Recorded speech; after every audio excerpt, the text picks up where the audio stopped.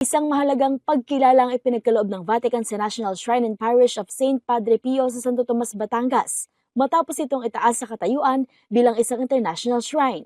Inihayag ni Lipa Archbishop Gilbert Garcera ang pagkakaloob ng nasabing pagkilala matapos maglabas ng decree ang Holy See sa pamamagitan ng Dicastery for Evangelization noong May 25, 2026. Ayon sa pamunuan ng shrine, ang pagkakatalaga bilang international shrine ay isang makasaysayang tagumpay hindi lamang para sa Archdiocese ng Lipa, kundi pati na rin sa Simbahang Katolika sa Pilipinas. Sa pamamagitan nito, mas kikilalanin ng Padre Pio Shrine bilang isang mahalagang lugar ng panalangin, debosyon, at pagdalakbay pananampalataya para sa mga mananampalataya mula sa iba't ibang bahagi ng mundo. Nakatakdang gawin ng opisyal na deklarasyon ang bagong katayuan ng shrine sa September 23, kasabay ng paggunita sa kapistahan ng San Padre Pio.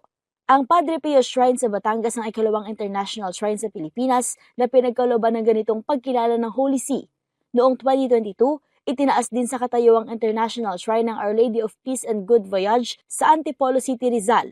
Ang isang international shrine ay isang opisyal na kinikilalang lugar na dinadayo ng mga mananampalataya mula sa iba't ibang bansa dahil sa natatangin nitong kahalagahang panrelihiyon. Para sa DZRH TV, ito si Mili Borja, una sa Pilipinas, una sa Pilipino.